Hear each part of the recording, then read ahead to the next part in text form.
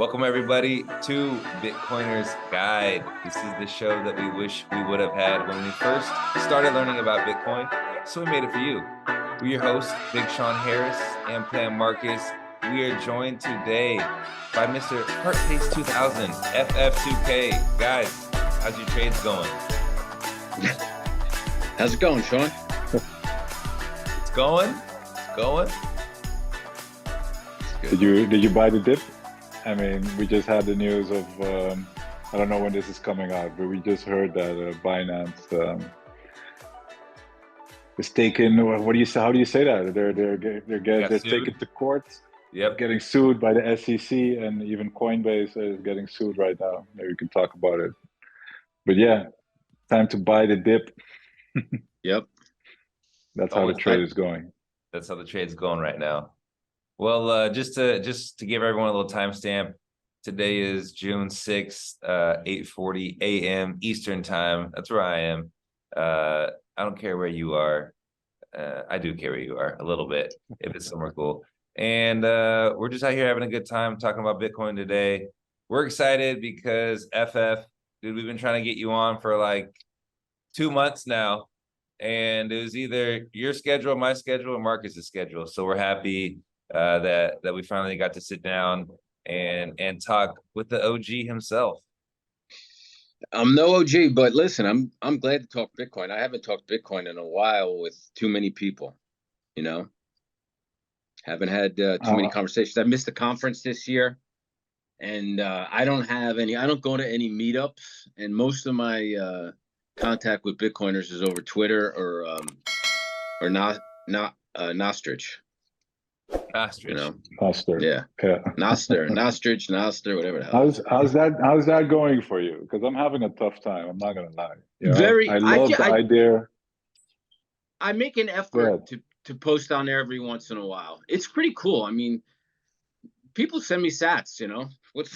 That's pretty cool. that is the best. That is the best part about Noster, is this apps. Yeah, it's much better than a like. Oh, for sure. For sure. You know? Yeah, that's the thing with Noster is I would kind of have to agree with Marcus. Is right now I have an iPhone, so using Damus, you know, it's been good, but there's a lot of just functionality things that are still missing right now that, you know, it's getting way better though. It's gotten way better since the beginning of the year. Yeah, it's constantly improving. I try it out like once every like 2 weeks now. I'm like, where are we at? You know, and then out back to Twitter, right? Yeah, I try to post once a day there. Actually, I try not to go on social media so much anymore. I'm trying to get away from it because it is so counterproductive. I mean, it was really useful for me when I was first learning about Bitcoin. Yeah. But now it's 99% noise, you know? Yeah. It's still a good source to get like your news and what's going on, and like a vibe check of like what's happening and stuff. So. Yeah, it's definitely the reality check, because every other news source is just suspect. Yeah, exactly. That's a fact. Yeah, lots to go. We can even talk aliens today if we want. What? All right. Where'd that come from? You didn't pick up the news today? It's all about aliens, man. Oh no, I didn't see that. I did. Is that it? Did you that got released or something? Yeah. Did you see it, FF? No, I did not. Unless you're talking illegal immigrant aliens. No. Actual extraterrestrial life form. It was Tour de Meester. He was one of the people who posted it. There's this mainstream media outlet in the United States.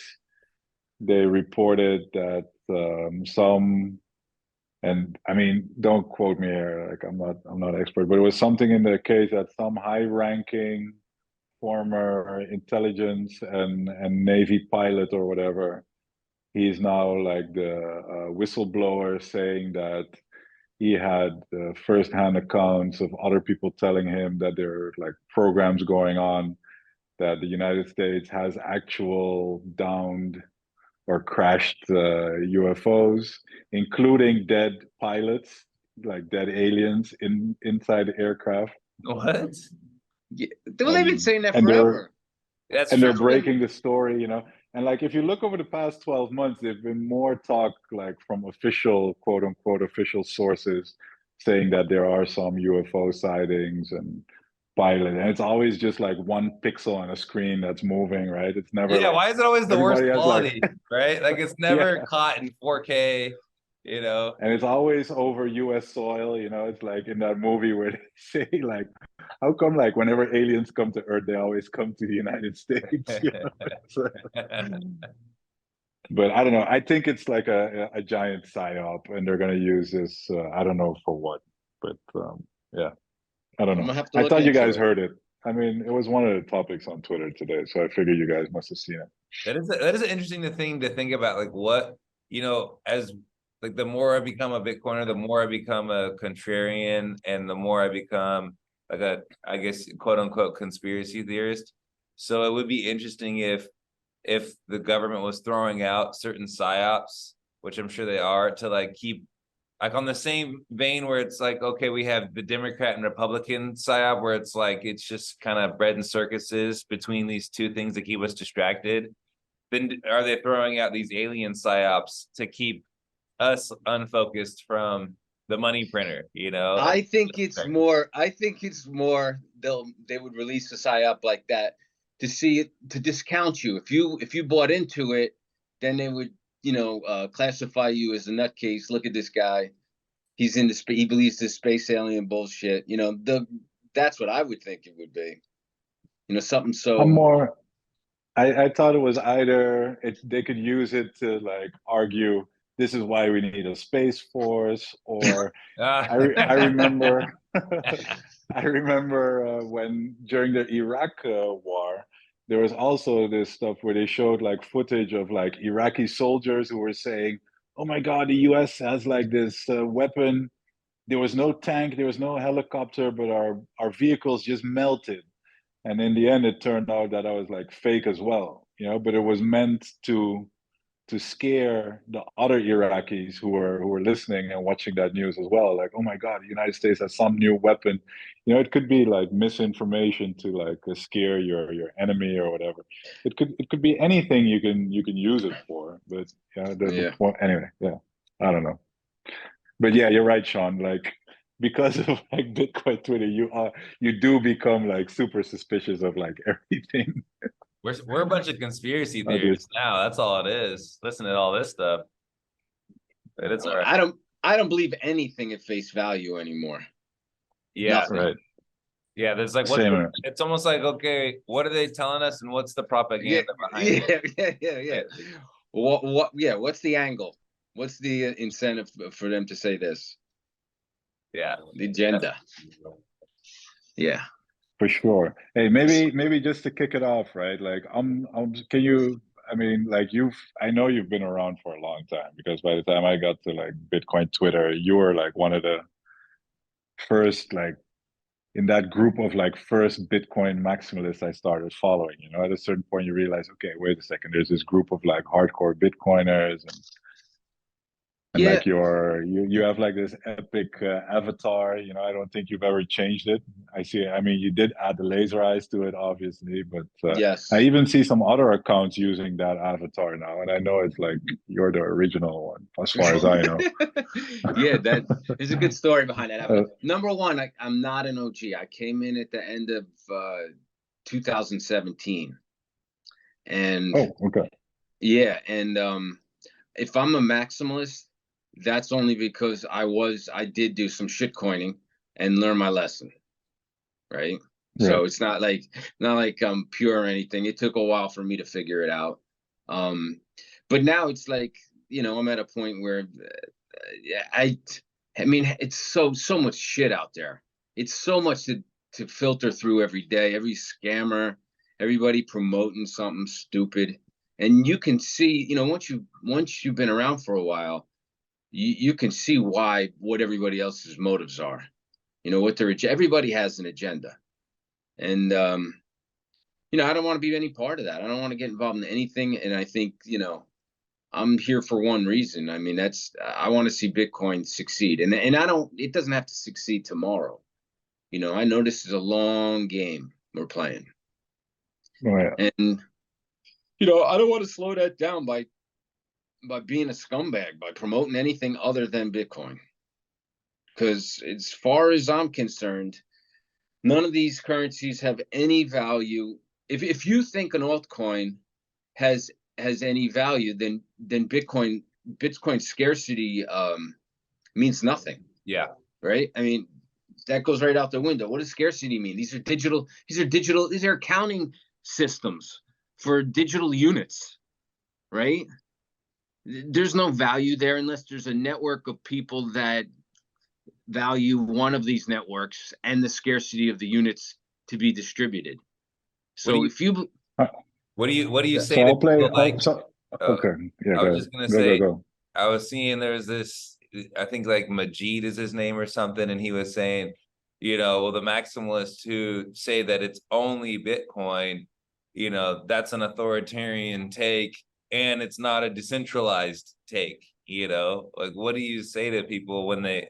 Like, Let me add to that as well, because they'll also throw in, yeah, but nobody's saying that. It's completely different. You have Bitcoin, and nobody is disagreeing that it's decaying and it's a store of value. But all these altcoins, you know, there's so many projects out there with like real utility, and that's what I always hear. And I mean, I have my answer, right? But I'm just curious to see how you would respond to that, FF. I think all that utility can be brought to another software layer that uses Bitcoin's units as their accounting software. So I think all that utility can be brought to another layer. And like I said, I don't think if you think any of these other altcoins units have any value, then what's the value of 21 million? Because you can make a digital unit. Anybody can make a digital unit, and they can make it in any quantity they want in a matter of minutes, right? I could fork a chain tomorrow and that's often the case, right? Want. Most of those coins come with like a heavy pre-mine, you know, which gets distributed to like the first founders or investors or whatever. Yeah, even if they weren't, even if they were launched even if a new coin came out tomorrow, launched just as fair as Bitcoin.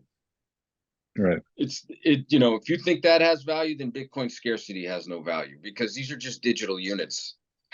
So this is really interesting because I was having a conversation with Rope about this, and you know, more just like trying to learn than anything.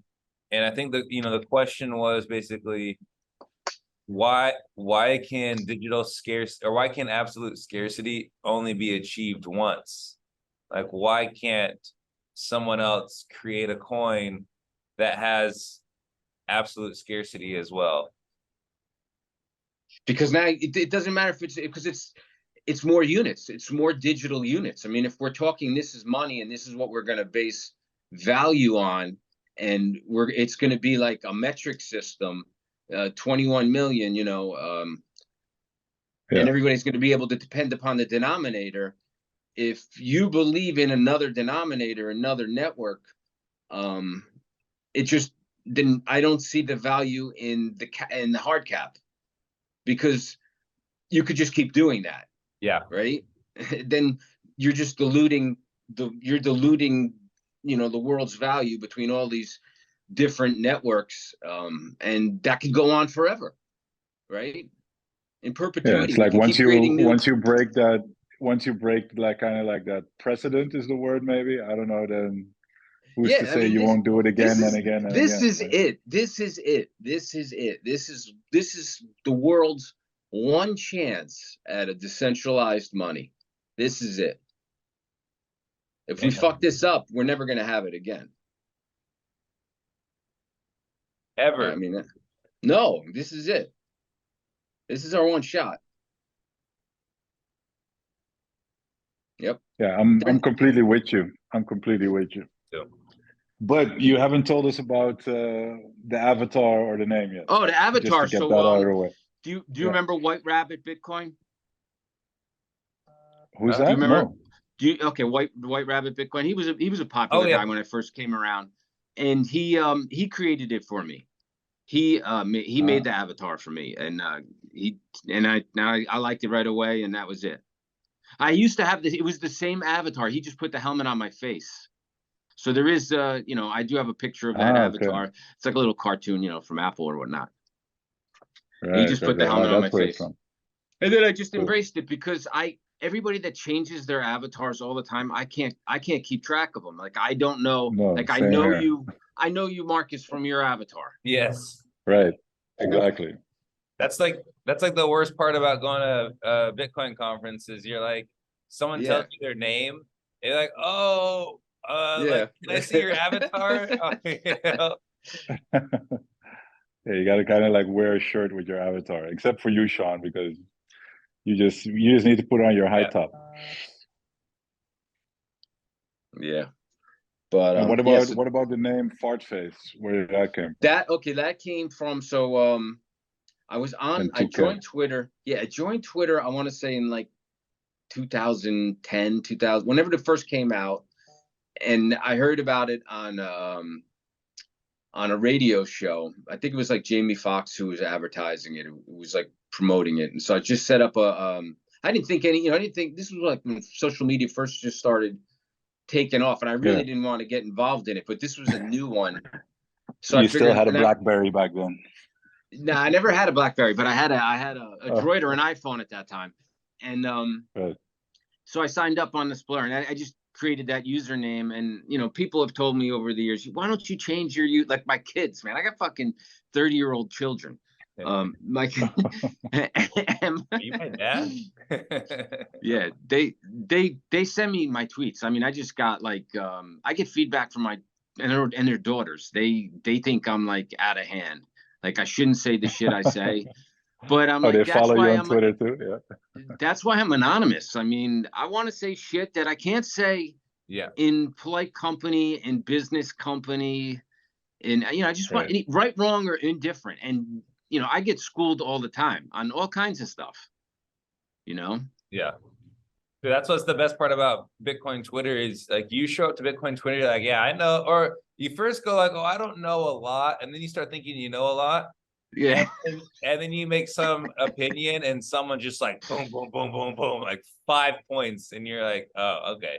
I gotta start learning more about Bitcoin. There's some people I purposely like try not to interact with because they're fucking thinking on a wavelength way past me, and I can't even like respond to them logic, you know, smart wise. It's just too smart. Yeah. But there's a lot to learn there, man. A lot of people to learn from, and everybody's different, and that's the best part, is that everybody comes at this from a different perspective. You know, I've got a very different perspective than either you guys, you know. It's interesting because I kind of wanted to talk about your perspective. You know, you kind of run a business, is that correct? Like, yes. In the fiat world. Yep. Have you been able to implement Bitcoin like ideologies, I could say, into your business? Like, how have you Bitcoin changed you? Has Bitcoin been able to change your business at all? Well, I tell you one thing. Bitcoin kept me from taking. This could be bad. This could be a bad thing, but Bitcoin kept me from Bitcoin philosophy, or just you know, opening my eyes to things and the fiat system. I could have had a landfall of money through the PPP loans with the small business enterprise. Yeah. That in COVID, and I'm talking like stupid money. Yes. You know, like that I didn't deserve, because I didn't lose a lick of business through COVID. I mean, I lost a little bit of business, but in my business, when you're slow, you lay people off. And that gets, you know, that's like the cycle of life. You get laid off, you get hungry, you come back, you work harder again. That's good. I've never paid people to do nothing. And just because the government wanted me to pay my people to keep them on the payroll, I'm like, fuck that. You know, we've been laying off people, hiring people as we get busy, as we get slow for the last 30 years. Now, all of a sudden, the government's going to tell us, oh, no, everybody, these are construction workers. Number one, COVID didn't really affect construction unless they shut the job down. You know, and those jobs, we tried to relocate the people. If we couldn't relocate them to another job, we laid them off. And construction workers are used to that. Construction workers get paid more an hour because they normally don't work 40 hours a week, 52 weeks a year. Yeah. And the last thing I wanted to do was create a communist, what's the word? Just like a culture. Yeah, culture, right? Like a culture, like, guys, we don't have to work hard. We don't have to fucking bust our ass. We don't have to work late. We're getting paid anyway. Everybody's getting paid. Yeah. You do that for 2 years. Your business is over. Done. Yeah. Done. Yeah. And we did have a little bit of complacency, but we nipped it in the butt, man, as we saw it, and everybody got a little complacent over COVID. But the last thing I didn't want that government money. So now again, a lot of people say you're a fucking idiot. Everybody else took the money. Your money was diluted by the money that everybody else took. Why didn't you take it? And I don't want to be part of the problem. Do you remember when there was I can't remember what happened, but they actually did come out with a list of the people and the businesses that took that money. It's out there. And so when people said, well, we don't want the government to pay off people's student loans because we worked hard for our student loans to pay those off. Then they go, bam, well, you took PPE money. So who are you to say that they don't deserve free money when you took the free money? Right. So, I want exactly. And so there's always something where they can kind of catch you if you fall for it. Dude, that's why I'm coming of the opinion that pretty much everybody in society is captured one way or another, captured by the system one way or another. I mean, very few, like there's probably a few select digital nomads who are not regulatory captured, but I mean, I'm regulatory captured. I mean, dude, I got a family, I got a business, I got real estate, they could lean on me like that, and I'm going to bend. What am I going to do? Go to jail? Right. How do you create like a more of a sovereign mindset to be quote unquote not captured?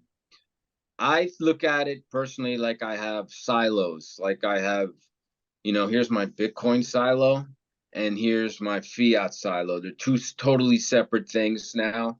And I'm just trying to Bitcoin's an insurance policy. If the whole fiat world goes to shit, that's my only hope. Did you say if? Right?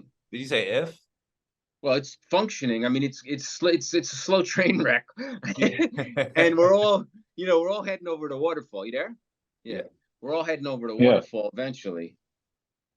So What do you see? I like that question. Where do you see everything going? You say it's like a slow or a train wreck in slow motion or something of this extent. Like, what are you looking at, and what do you see playing out? So again, I'm not an economist and I'm not selling anything and this, that, or the other thing. this is my personal opinion. My personal opinion has always been like, and this is of 30 years of being in the economy, right? 35 years of being in the economy, hearing, all these people preaching doom, all these people selling and being an entrepreneur in the economy, being an entrepreneur is that they know, like, the expansion of the money supply is it's not a surprise. They know that's how it works, and it's basically an accordion. So the economy, in my opinion, is like accordion. We go through these growth moments where they stimulate the economy, which whatever way they do. They allow loans, this kind of loan, that kind of loan. They encourage this kind of borrowing, that kind of borrowing, to create economic activity, and the accordion pulls out, and then it gets too busy, and prices go up. There's a shortage of labor, and then they push it in, and what that does is it not only slows things down, and but it also creates a lot of taxable gains. A lot of taxable gains, because people sell all those inflated things and fear that things are going to get worse. So to me, it's just like a game, in and out, but the accordion keeps getting bigger. And like, I look back at the money I used to stress about. It's like nothing now, it's like nothing. It's like, well, another example is like, look at a piece of clothing you buy, right? Yeah. And you stress about the price of a shirt. whether it's $20 or $100. How long does it, I don't know about you, but I wear shirts for fucking years. You know, I'll have a shirt for 6 years. How many times you wearing that? You know, how many, you know, it's like at the end of it, the price you bought for it doesn't really mean anything. It's like the same thing with my wages back in the 90s. You know, I used to stress over my bills and my wages back then. Now I look at it as like, that was nothing, you know, compared to now. Things are just much bigger. You know, it's just everything's inflated. Well, and that makes me think, you know, especially on that point you made, I think when we talk about inflation, one thing that a lot of us always kind of overstep is the capital gains tax. And I think that is one of the most insidious things, because you can't keep your wealth in the dollar because of the printing of money and inflation. So you have to invest it into some investment, right? Stocks, whatever it is, real estate. And then as you want that money back, well, you've made money on it, but now you get taxed on it. But all you did was just hedge inflation during that time. Yeah, I mean, look right now, short-term Treasury bills are what, about 5%? The inflation rate's higher than 5%. So you're paying taxes on the 5%. Yeah, you can get guaranteed 5%. Wait, you're going to give back, you know, 1.5% to 2% to the government, and so you're left with what, 3.5%, and inflation's running at what, 10%? Yeah, it's absolute insanity. And I think when you put those numbers down, then the hard part is just people don't really pay attention. They're still stuck in the mindset of, I need to get more dollars, and that the dollar, they don't like, I don't understand how people can go from the idea of, oh, prices always raise, they always get higher, they always rise, but then they also in the same vein don't realize, well, my dollar is worth less and less, you know, like they just don't connect that second part. I think they are, but I don't think most people don't know what to do about it.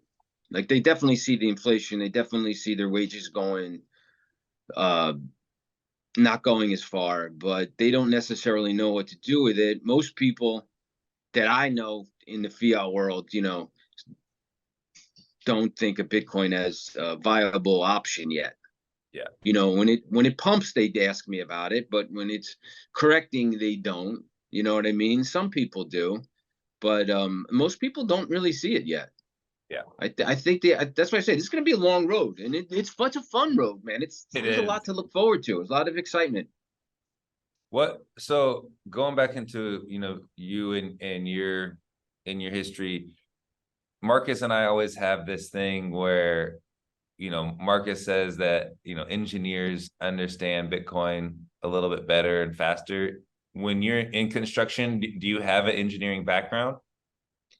I took some engineering courses, but I'm not an engineer. I'm actually a carpenter by trade, but I mean, I work with engineers, and I guess I think kind of like an engineer. You know, I think about how things are built. I've always taken things apart since I was a kid and put them back together. You know, as soon as I learned about Bitcoin, I mean, within a month you of took me it buying, apart, right? You took it apart. You looked at the components, how is this thing functioning? You wanted to know how did it work. This is for FF. You don't know this, but that's Marcus gloating. That is Marcus gloating right there. Yeah. I mean, yeah, within what's a the month, percentage, Sean? Like, of all the people we had on, I think I'm up to like 90-something% that fit in this profile. You know who? You know, never mind. We'll have this conversation after that. Where Sean is a little bit insecure because he's a basketball player. He's a jock. Yeah, I'm a basketball player. And I'm just trying to represent for the people who aren't engineers out here, just regular old basketball players, you know. I'm not that. I mean, I can function with a computer. I'm pretty, you know, I work with computers all day. I work on computers all day, but as far as like coding and all that, I'm useless. I mean, I can copy and paste shit and follow instructions. No, but yeah, I don't even. But I don't know any of that. But I was able to figure out like how to mine Bitcoin. You know, I'm able to figure out pretty much everything. You know, with help of all the shit that's out there. And most people are, but they just don't want to. You know, people don't want. Yeah, but Yeah, I mean, I guess at the end of the day, you could just plug in a miner yeah, and like even if you don't run the numbers, you could plug in a miner and start mining, right? Like, yep. but It's that something simple. like digital scarcity, right? Like what everybody understands, like what you said, copy paste. So you know everything that's digital, you can copy, and it can never be scarce, right? So you had to figure out at some point, like why is Bitcoin digital but yet cannot be copied, right? How can it have a scarce element in there? And I mean, that in itself is something that a lot of people don't want to figure out because they don't want to put the effort in. They're like, oh, that sounds complicated. I'm just going to trust people who say that it is digital scarcity, that it is scarce.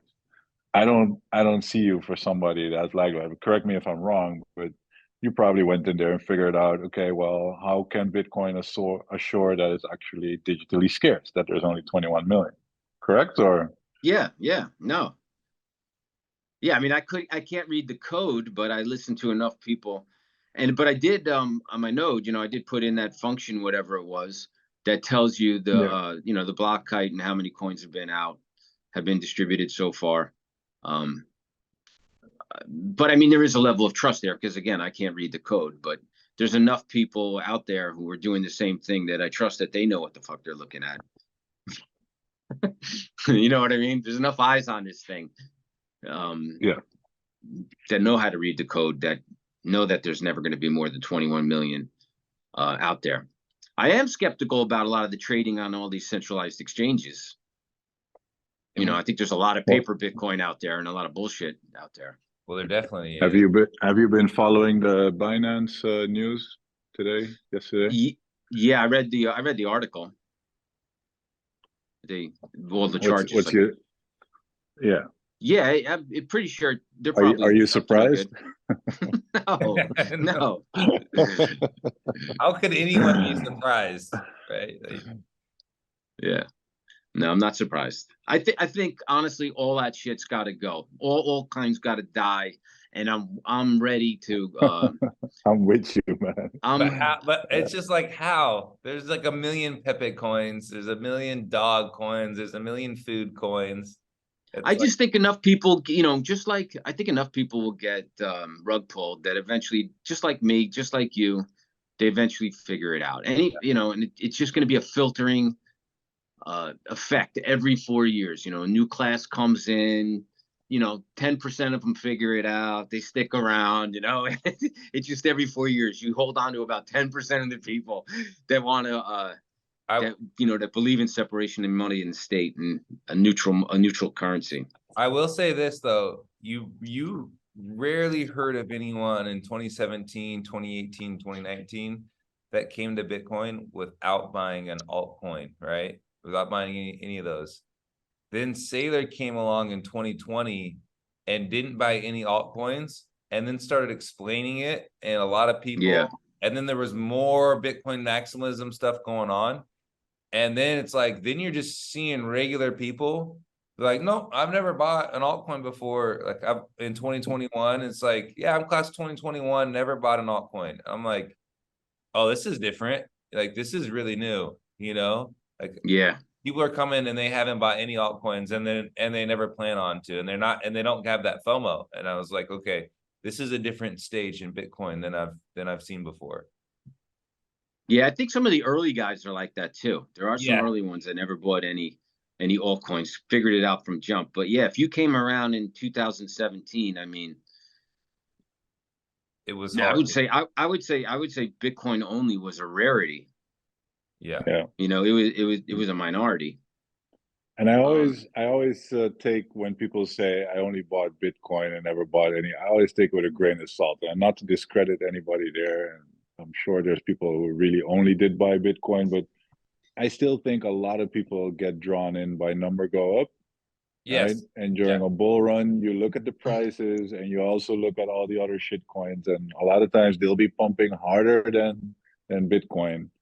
So I also think when you're just coming in new, it's hard not to buy any of the other altcoins, right? Because yeah, the first thing you look at is price, but I don't know. And even once you're in here and you believe in and you know you believe in only Bitcoin and your only motive is your separation of money and state. If you're like me and you're I'm a gambler. I mean, I like to bet and gamble and have fun. You Yeah. know, it's hard not to it's hard not not to to throw dabble, some but money at it. it's hard not to dabble. But now I'm at a point where I'm like thinking like I don't want to be a dope. You know, unless you have inside information, you're probably going to be left holding the rug. Yeah, like unless you're talking with the VCs. Yeah.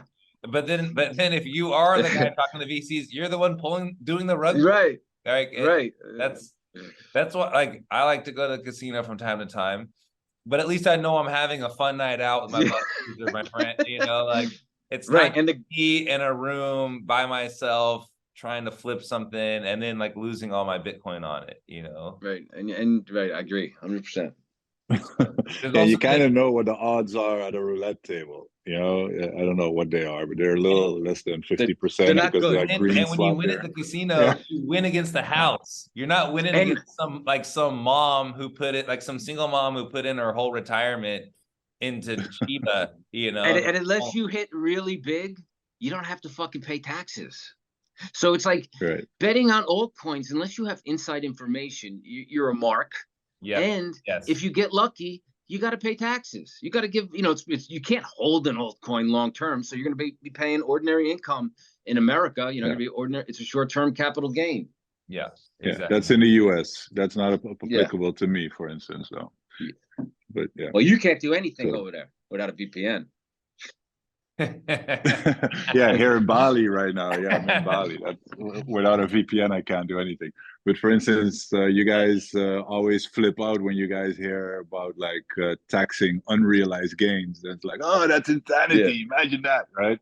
But at the same time, I also hear Sean like freaking out over, you know, just regular capital gains taxes. So a lot of times when I speak to people in Holland, they're like, you know, this unrealized gain isn't so bad because in the end, you know what you're going to pay in the year. It's a small percentage. And in the meantime, you can like buy in and buy out and buy in and buy out as much as you want without having to worry about these capital gains all the time. So, I mean, I guess every plus has a downside and the other way around as well. That's why taxation in general is theft. That's why it's just get rid of all taxes. Let people work. Especially when you can print money. Until they turn off the printing press, why are we even talking about tax? Yeah, like why do we pay taxes when they exactly when they that's can the best answer to Ukraine, they can print trillions during COVID. Like, what's the whole point of paying taxes when they can just press a button? Because they have to make you believe that like the money is coming from somewhere. Because if people would know that they just create out of nowhere, then... Like that's the only thing the money printer should be for, is for our taxes. That's it. I don't like, as far as government and governance, again, I don't put too much energy in voting or any of that anymore until we fix the money. I mean, it's all bullshit. What do you think about this new candidate Kennedy out here? You know, he's out saying the right things about Bitcoin, at least, maybe not about whatever, guns, or I don't know what else he's talking about, but at least with Bitcoin, he's saying some of the right things. He didn't like nuclear too much either. Oh yeah. Yeah, I mean, I don't see fixing the system from within the system. I don't think it happens. Yeah. So I mean, let him say he's not going to get me off my ass to go vote for him. Yeah. Because the same way. I don't believe in the system, to be honest with you. You know, like somebody said, you got to fix the incentives, right? That's what I really love about Bitcoin. You know, in the end, you can't make more of it. You can't print it. So, you know, the way they could just like finance wars and finance anything they want just by, by a keystroke, basically. That's going to change now. That's, you know, if it's going to... The rules are constantly being changed and our government is constantly in flux. So whoever's in charge this year, whatever they tell you, take it with a grain of salt, because there's going to be a new guy in charge in a couple of years. And that's the way democracy works. You can't pinpoint anybody. You can't hold anybody's feet to the fire.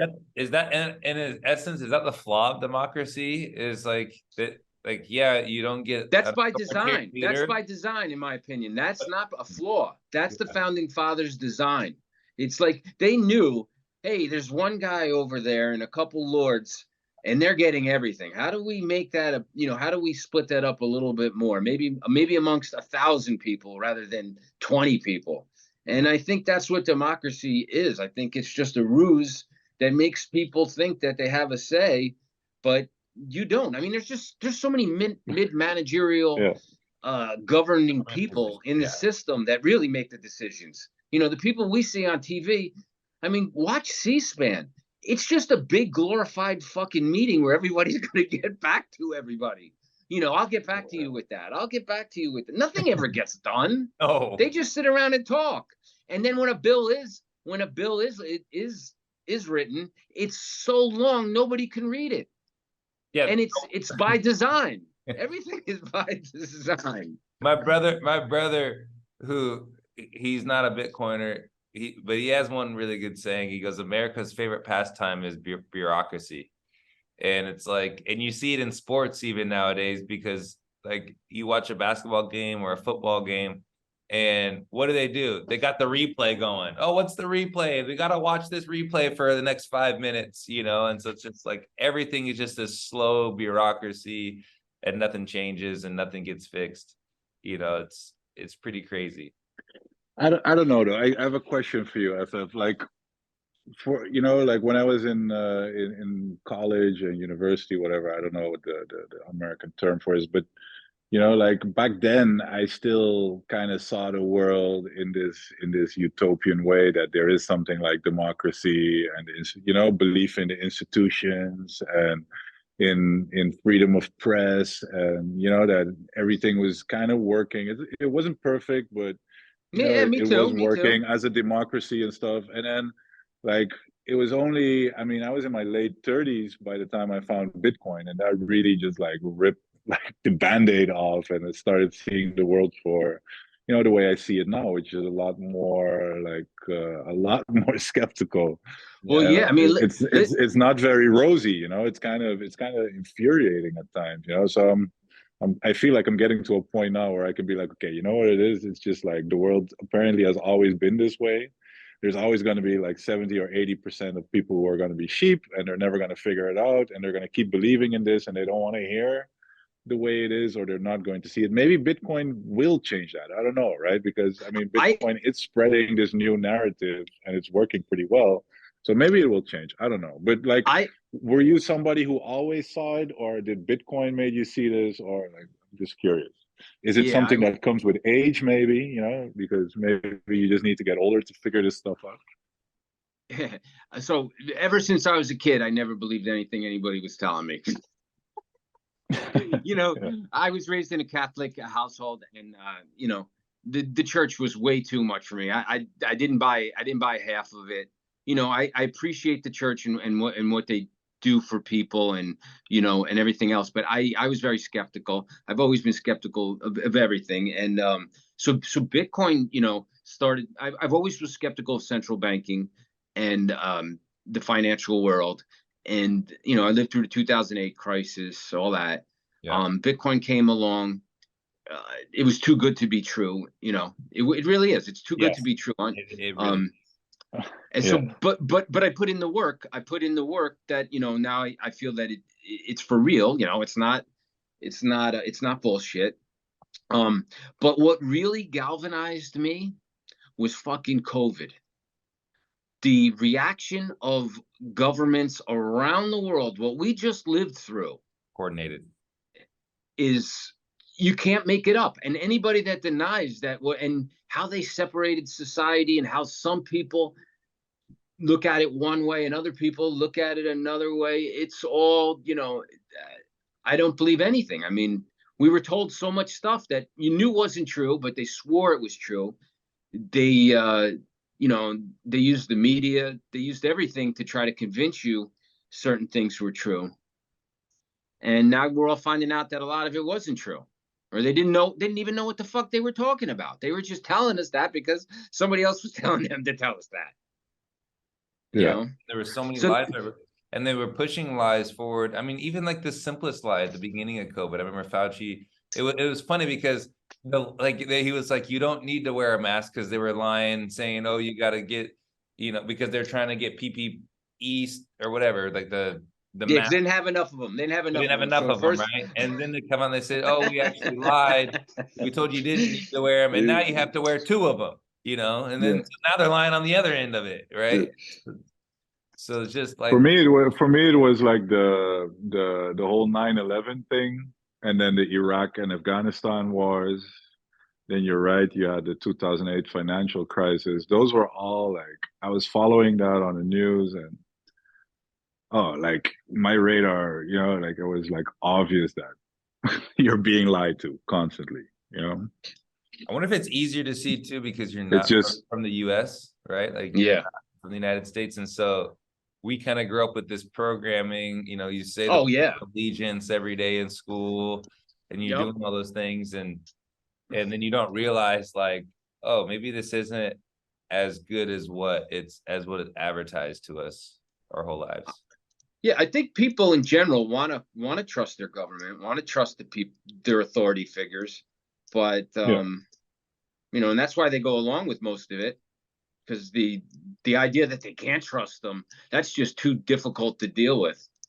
That's why a lot of people are turned off by to think that they can't trust the dollar. Everything that they're banking on, to think that it's bullshit. That's a tough sell. Yeah. And I don't want to see. That's not the world I want to live in. That's not the world I want to believe in. So I'm just gonna stick my head in the sand, right? Right. I'd rather not think about it. Not many people want to see the world as it is. They want to see it the way they want to see it. But it's an inconvenient truth, right? And I think that's what Bitcoiners we're willing to cross that chasm of saying, hey, I don't care what the truth is, as long as I find out what the truth is. And I think that's like, you could tell me just the truth at this point. I'm tired of being lied to, and I want to know what the truth is. Even the Catholic Church that you were talking about. I mean, we just lived through like 1 or 2 decades where like one after the other report, right, of all the stuff that went on within the Catholic Church. And all these people for generations, whenever they would find out that some priest was like, I don't know the right description, fondling little kids or something behind the altar or whatever, a lot of people were just like, no, I do not want to believe that the priest, who's a representation of God and blah, blah, blah, like that he would be capable of doing something of this. Like, don't talk about it, just put it away. And the victims would just have to shut up and deal with it, because it was just something people don't want to believe in or don't want to have to deal with. It's kind of like that kind of, what is it? Is that cognitive dissonance? It's exactly that. It's exactly that. Yeah. There's a word for it. I forget what it's called. Bias. I mean, what cognitive? Some kind of bias. Cognitive dissonance. Some kind of dissonance. Yeah, cognitive dissonance. Yeah. Yep. Right. That's a tough barrier. All right. Yeah, there's a lot of, and I think that's exactly what we're saying is, even people in any country, wherever you grow up or whatever religion you may grow up in, I think people they want to believe that, hey, this is a good thing, or they grow up in a country and they go, hey, this country is good. Like, I get to live here. I feel relatively free. Things are good for me. I can have a job. I can do this. So I should be happy and thankful. It's like, yeah, you should be thankful, but you also shouldn't just settle, and things can get a lot better than what they're at too. There's a lot of people that are profiting off of you being in some dead-end job, or you not knowing how the monetary system works. People profit off of that. And so it's time for all of us to elevate up to a level where no one can just profit off of my ignorance. And I think that's what a lot of people don't realize is they're like, yeah, I'm content. I got my job. I have my family. I got my house. I got everything that I need, and I don't need any more. And it's like, okay, that's good that you're happy with that.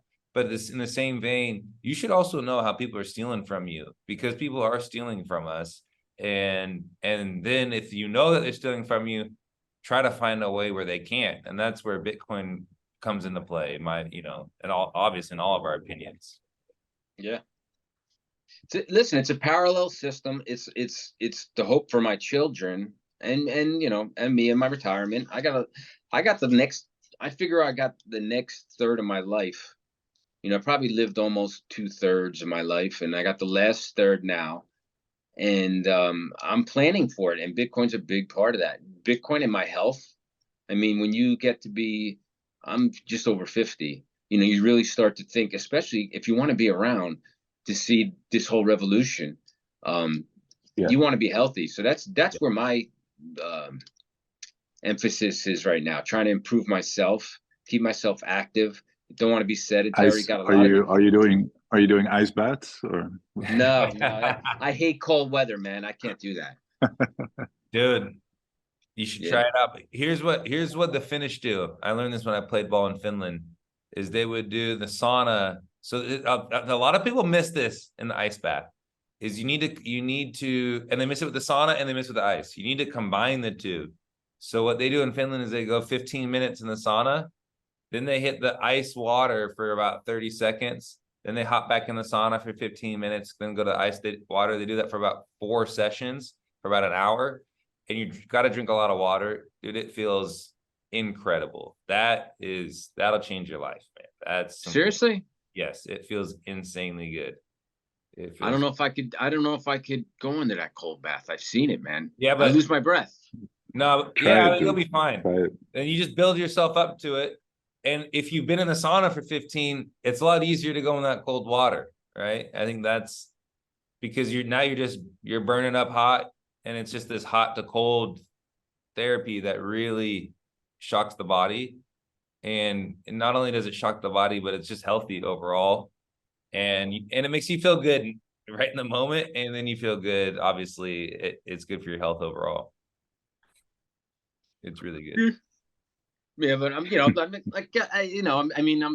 being more healthy. I'm trying to live a more healthy lifestyle altogether, you know, because I want to be around for a long time. Bitcoin's going to last forever, and I want to be there for it. What do you make of like because we're watching like Binance and now Coinbase also getting slapped with like these, I don't know whether it's a Wells notice or a court case or whatever, but you know they're and like Nick Carter talks about this. He sees it as like Operation Choke Point, right? Like we're kind of celebrating because you know finally all these shitcoin casinos are being taken down, but at the same time it could be like this coordinated attack to shut down the on ramps and off ramps, right? So we might need to start investing more into like P2P platforms for like trading and buying Bitcoin. Who knows, right? Miners. So yeah. Like we kind of like pretend that we make this show for like new Bitcoiners as well. And you know, like whenever you talk to like new people or maybe even people at your job that ask you about Bitcoin, they often like just have like a lot of practical questions, right? Like, where do I buy my Bitcoin? Where do I store it? You know, like, what you have any? Are you looking at anything there, or any advice you'd give like new Bitcoiners?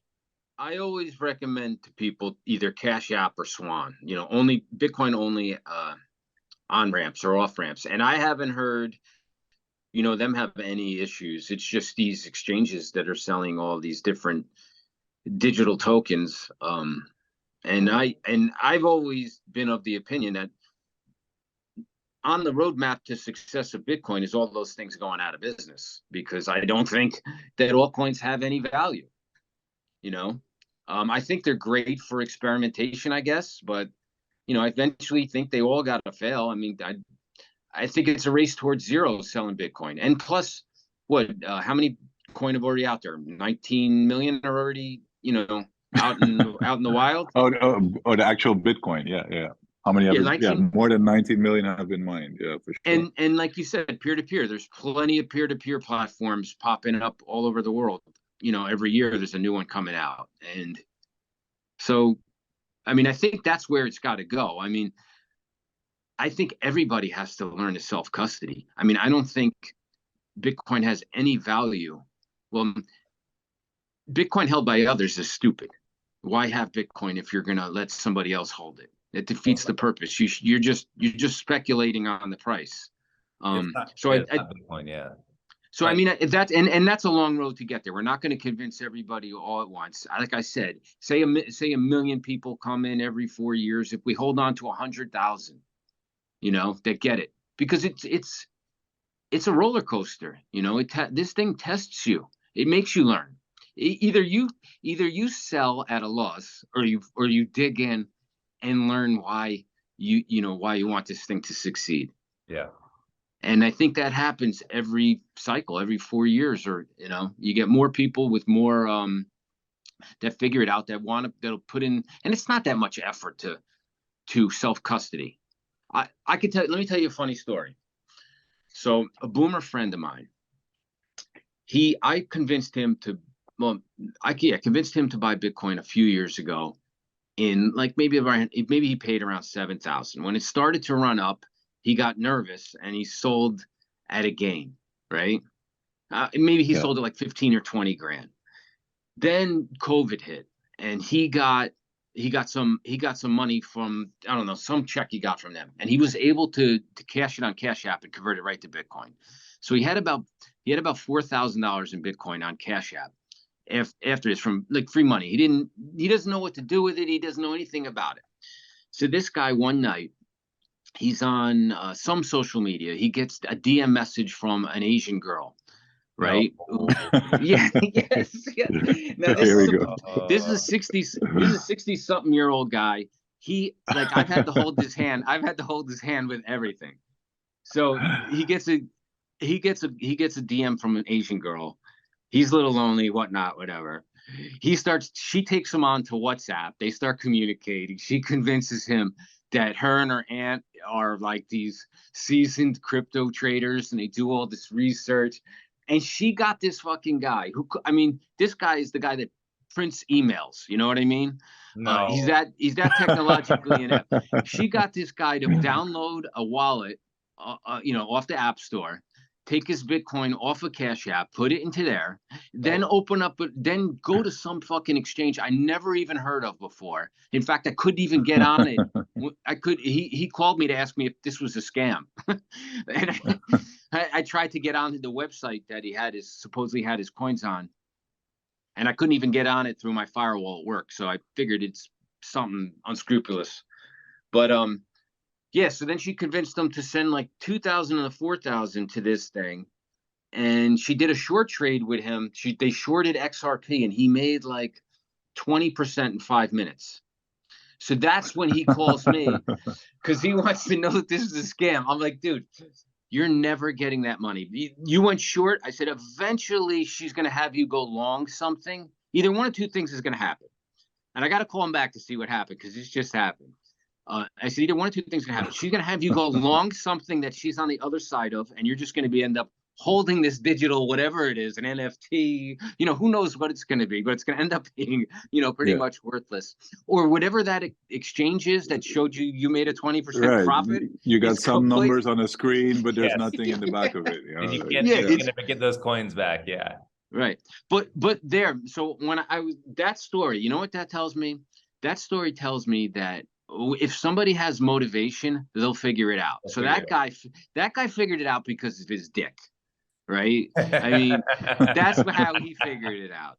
Other people, if you live in there's a word for that, right? Yeah. Wrong brain.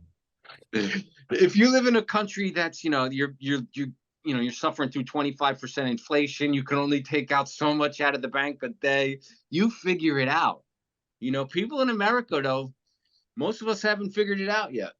Hey, whether you figured it out through your dick or whether you figured it out through your stomach, right?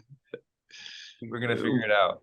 I think you're absolutely right, though, and this plays into the whole idea why this is going to take such a long time as well. I mean, I don't know about you, but just like Michael Saylor, when I finally figured it out, and like you, I bought my first in 2017, or near the end of 2017, actually, top of the bull run, number go up, and then it all crashed. And anyway, 2019 was for me the year that I really, saw the orange light, so to speak. And after listening to so much podcasts and stuff, but then I got really nervous. I was like, oh my God, it's going to go so fast. I can't believe we're this early, because I thought in 2017 I was late, and now it's 2019 already. But now it's like 2023. Yeah. And people, it feels like we're still in the same stage. Yeah, we're like one cycle on, we're 4 or 5 years onwards, but it still feels like, okay. I mean, the narrative has changed. I mean, I must say, back in 2017 and 19, there were like guys like Jamie Dimon and anybody in politics, they were still laughing at if you mentioned Bitcoin, or Christine Lagarde from the European Central Bank. It's like, oh, I'm sorry, sorry to say, it's not a currency. But if you hear them now we've got actual presidential candidates, running on this, and we just had FTX, and they were lobbying DC. So I mean, Bitcoin has definitely moved on from there, but it's like that whole idea of like, oh my God, like by next year everybody's gonna own Bitcoin.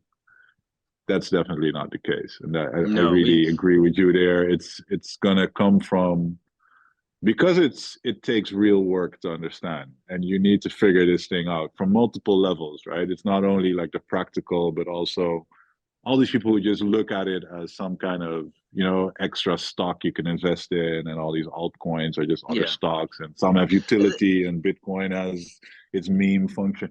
Like that's completely different. And to me, it's still the biggest part of Twitter. I mean, we've got Bitcoin Twitter, but I feel like crypto Twitter is like 20 times as big as Bitcoin Twitter, if not bigger, right? And when you send people to YouTube to go learn, Yeah. I mean, the first 20 or 100 clips they're going to find are going to be from all these scammers, Because and people have, everybody yeah, wants to get go rich ahead. fast. Everybody's got a low time preference or high time preference, and they want to get rich fast. And that is, what's that fat bastard's name? Ben, Crypto Well, Boy, Bit Boy, whatever. Yeah. yeah. Yeah.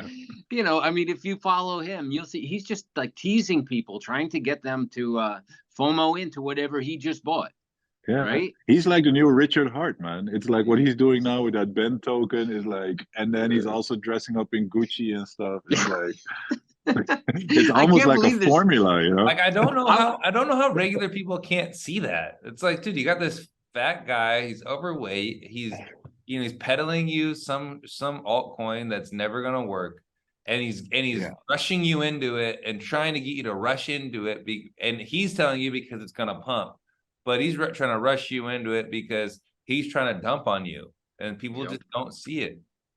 Yeah, but that's like that boomer friend that FF is talking about. Like, how Yeah. can you get some Asian girl, right, reach out to you in DMs on Twitter, and you end up sending her like 5K or whatever? It's like, it doesn't make sense to me either. But apparently, there's a lot of people that still do that. So, I mean, yeah, oh my God.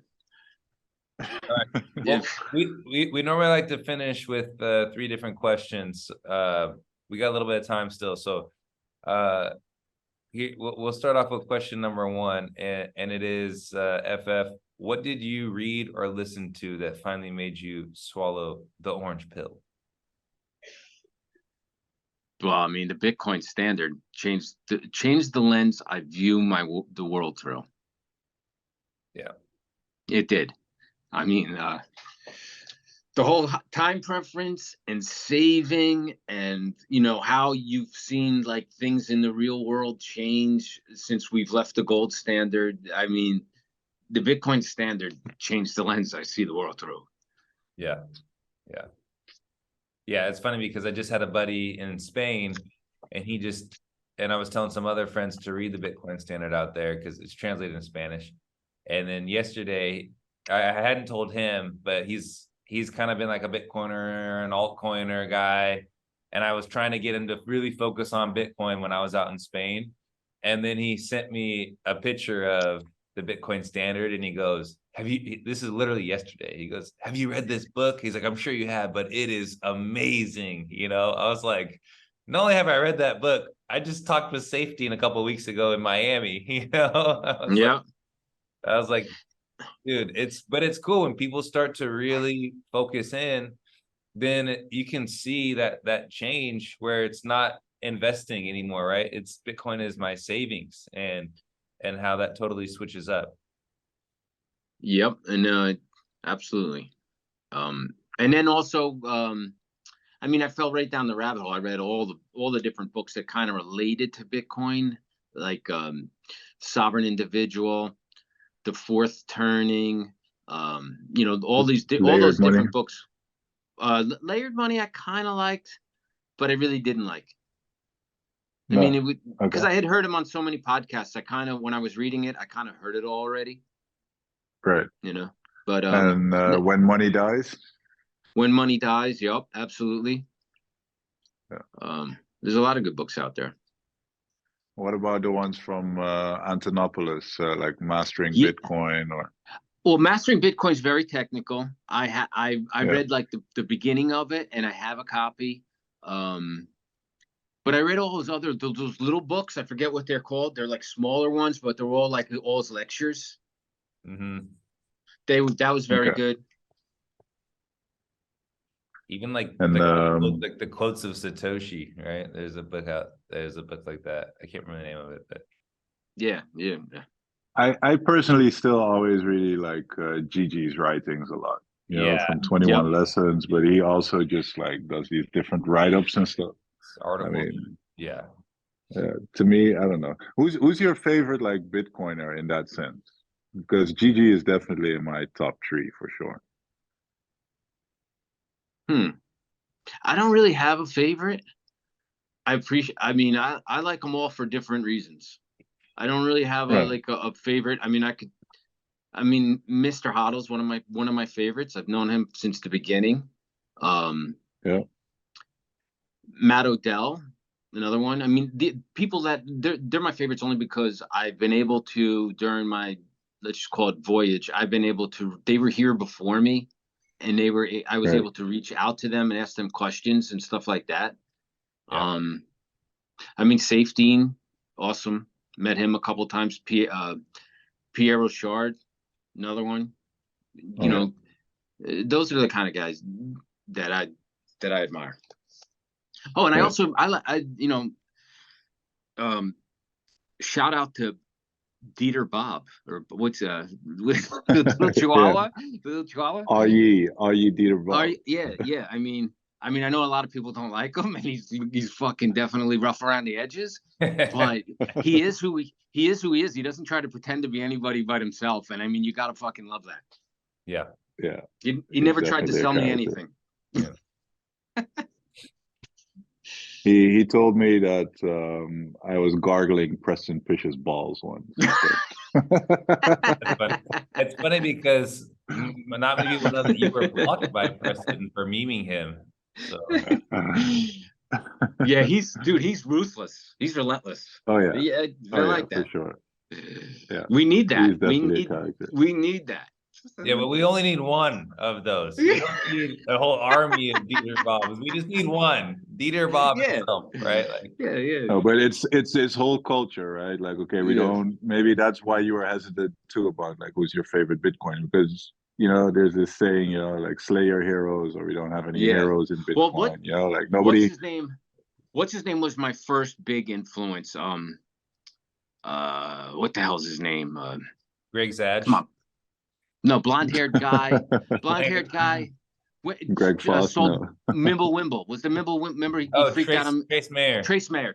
Oh, he was a huge. Right. He was a huge influence, man. Huge influence. What happened to him? He disappeared. Because I never like by the time I reached Twitter, he was gone already. I'm pretty sure he wrote a book on how to disappear, and then he disappeared. Yeah, he wrote the book How to Disappear a long time ago. But he was peddling Mimble Wimble coin at Tone Vase's conference, and like everybody kind of lost respect for him, so he kind of like just gracefully disappeared. Which you know that's much better than doubling down. I honestly think I think that might have been done on purpose, like get Bitcoiners to not like him, so then they wouldn't really like because he had a lot of Bitcoin back in like 2014, like a lot, you know, so that could all just be a straight up like a offset, right? Oh, I'm gonna peddle this shit coin, and then everyone's gonna not like me, and then I'm just gonna disappear, right? Like that's actually a smart exit. It would be. What's your next question? All right, next question. We kind of talked about this a little bit, but how do you see a Bitcoin standard playing out? Not in my lifetime. I see a parallel system getting bigger and bigger and bigger and bigger.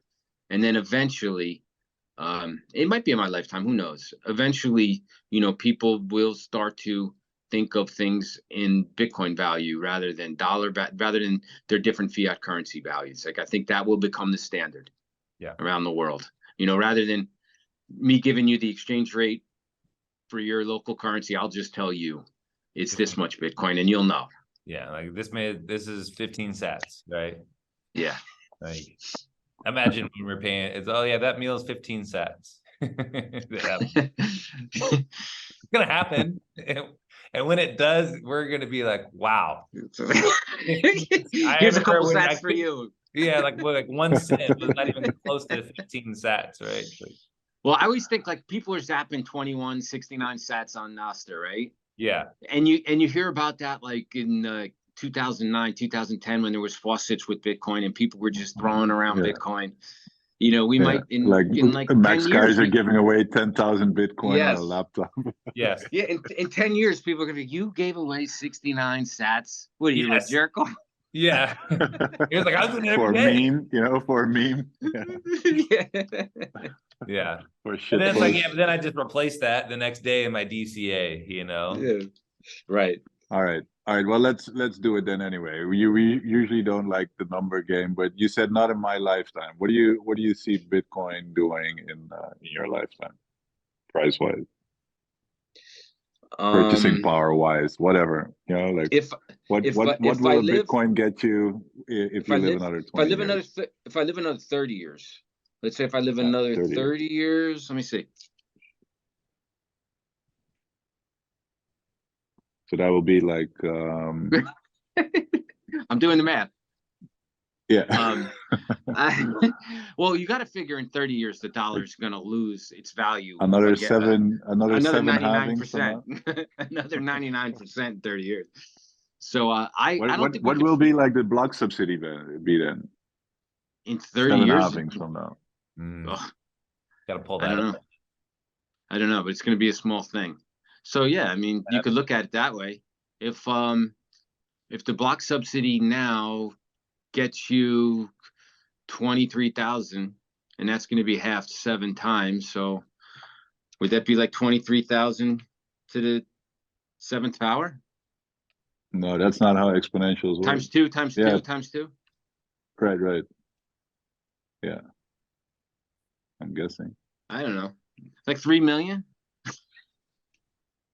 Like 3 million a coin if the dollar holds its value. Right. When has the dollar ever held its value? I know. It's only so. Listen, I'm happy with Bitcoin holding its price right now. I'd love to see it consolidate. The more it consolidates, the more people have time to learn, think about it. More people come in. I'm in no rush. I'm enjoying the whole ride of this. Yeah. The whole revolution. Watching people, have an epiphany and figure it out. And then, I mean, nothing's better than when somebody in real life comes to you off the record and wants to learn. That's the best. I will say the longer that Bitcoin stays lower, in my opinion, it's better because it gives, I think people still are in that unit bias where it's like, I want to get one whole Bitcoin, And when it got up to 70,000, it was just like, well, I don't know if I can get a whole, like if you're just starting, it's like, I don't know if I can do that. But then it drops down to 15 and people are like, oh, I think I can get a whole Bitcoin, or it gets like right around 30 now. And you're like, okay, if I work hard, I think I might be able to get a whole Bitcoin. And so like if you're obviously in the United States, depending on what country you are in the world, that may be very hard to do. So, but I do think even it being for a lot of people, even it being lower in price is still good because just the Bitcoiners, wherever you are around the world, we can accumulate more Bitcoin ourselves. And we're not the people that are flipping it gambling it. We're just the people that are constantly buying and holding. So I think that's what's really cool about the price staying lower and longer. Yeah, absolutely. Get more sats for the dollar. Yeah. Last question. Go ahead. Okay. You want this, Marcus? You want me to? Go ahead. Okay. You got it. So we've talked this whole time about how Bitcoin's going to win, how it's so much better. But what if we're wrong? We have to be rational, right? What if we're not right? What do you see as Bitcoin's greatest threat? What do I see as Bitcoin's favorite most? Well, the government they're always changing the rules. I mean, it's not going to threaten Bitcoin, but it could threaten my ability to interact with my Bitcoin in this country, right? That's to me the biggest threat is that, is that they create some kind of incentive not to use Bitcoin, make it, or they deem, like you said before, like a false flag. They try to demonize us, like we're tearing down the economy by by hedging our bets against the dollar. That's basically what we're doing. We're looking at the system saying this is not sustainable. Even though you've convinced 90% of the people what you're doing, we don't believe it, and so we're gonna hedge our bet and have a separate silo of something else that so that's my biggest threat is that that we get a bad bunch of people in government that try to take our freedom away from us. Yeah, I love listening to that Nixon speech in 1971, right, when he took us off, or took you guys off the gold standard or whatever. Basically, when you listen to that speech, he actually says, we suffered financial crisis after financial crisis over the last decade, and because he of the referred to speculators. like this because of the speculators. Yeah, and we need to defend the dollar from the speculators. Yeah, And that's not because we've been in war. Yeah. Right. But that's how they twist it. So I completely can see that happening again, right? Like these Bitcoiners are destabilizing the system. They're openly, and then they're going to use all our tweets like, look, they're like hoping for the dollar to collapse and this and that. And we need to defend the dollar and the United States way of living, blah, blah, blah, blah, blah, from the Bitcoiners. And that's why we've decided to make it illegal. And if you own Bitcoin, you have to hand it in, or face penalty, or face blah blah blah. That kind of action, I can totally see that happening. Yeah, they're gonna have to, and if they do that, they're gonna have to. I mean, look at COVID, right? Like it seemed impossible, but then one day, all of a sudden, it's reality. Right? They would have to do that in accordance with a recession, and at the same time release the CBDC. And so when you do it, you have to make people believe that the CBDC is the United States Bitcoin, and it's good, and it's that Captain America Bitcoin, right? Because it's the US CBDC, and then the Bitcoin is the dark net, shadowy supercoder, black market thing that people use, and that's what has caused the recession or the Great Depression of America, something like that. How you'd have to. That's the beauty of social media now, though. The message that like you said before, we were all raised in America. We were broadcasted, we were programmed in school. There was only 3-4 networks that we listened to, and then cable TV. Everybody had a broadcast license. Now with social media, and the movies, Hollywood. Yeah, right, Hollywood. But now with social media, it's much harder for them to control the narrative. So there's a lot of hope there. I don't see that happening. I mean, I've already orange pilled enough smart people myself in my own, circle that see things the way they are. So if they did try to pull something like that, they have enough understanding to know what's going on, to know why they're doing that. Right. There's a lot of sheep out there, but I think there's enough of us. Yeah. There's enough of us to call them out on whatever they do. It's good that COVID happened because that did wake up a lot of people. Like I said, it also showed us that a lot of people are sheep, but then some of those like quote unquote sheep, I don't like using that term necessarily, but I don't know what other term to use. But some of those sheep did regret doing what they did, right? And or like how they kind of fell into the narrative of saying, yeah, we're gonna mandate, yeah, you guys are bad if you don't do this, right? And so, and some of those people regret doing that, which is good, because, or they regret that they got the propaganda to do that too. A lot of people, like, I don't know about you, but I didn't make, when COVID was unraveling right in front of us, I didn't make up my mind either way.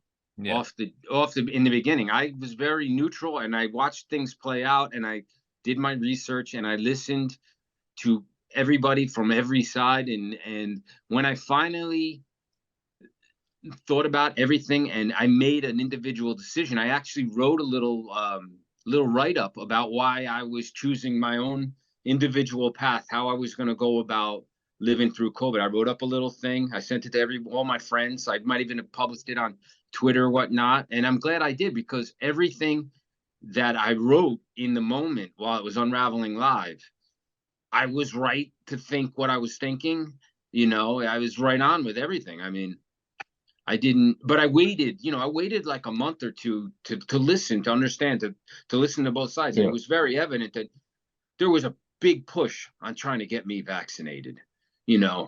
Like if I wanted to go work here, I had to have proof of vaccination. If I wanted to go play golf here, I had to show my vaccination certificate at the gate before they would let me play golf. Same way in Spain, man. It's crazy. Yeah. But you're right. I'm glad it happened also, because it opened up a lot of people's eyes. And now we can always point to an example. Hey, you don't think that would happen? You just lived through this. Yeah. Yeah. Yeah. And there's, and it's different. Like I look at it, whether you got vaccinated or not, I don't even think that's the bigger. I think you should be allowed to do with your body whatever you want to do with your body. But the fact that you had to show proof of it, or that you had to, we created a separate society for people who were and who weren't. And there's these mandates and all those things. That to me was the bigger atrocity. Do whatever you want to do with your body, right? In the name of everything was done in the name of science, and the science was all over the place. They would contradict themselves. I mean, first they told us natural immunity was the best thing, and then natural immunity wasn't good anymore. But wait, we were told our whole lives that's how vaccines work. You shoot the disease right into us, so we get it a little bit, and we become immune again. Yeah, man. It was a wild period, but it's good that it happened, because people can kind of see, we can see how that could happen again. Yep. So, or something similar. They'll try to convince you of anything. Yeah. But hey guys, I really appreciate this. Yeah. I appreciate going on early with me and being patient with me to get, to make this happen one day. I'm glad I got to talk to you guys. Yeah, we're happy too. So I think that'll be great for today. Thanks, man. We'd love to have you come back on sometime. Marcus, any final words? Yeah, well, you just stole the words right out of my mouth, FF. Like for me, like you mentioned Mr. Hoddle and all those guys in the beginning. I don't know, you probably didn't realize it, but like in the beginning when I just got on Twitter, you were one of those, persons in my list of set of like Bitcoiners I felt I can trust, or just you bundle a group together, right? And you kind of form the signal off of that. So I really appreciate like having this talk with you and enjoy that a lot. I always tell Sean, this is like my favorite part of doing this whole show, is just that we get to meet all these people that you've kind of like been hanging around with all the time. And I mean, we're going to be throwing this halving party next year, April. Yeah. I don't know if you're going to be able to make it, but where are you going to have it? If so, we're doing it in El Salvador. It's literally called like the. Have you been down? The Bitcoin halving party. I've never been there, but I have the means to go. I just don't know if I have if it's in my schedule. If at the time I'll be able to go.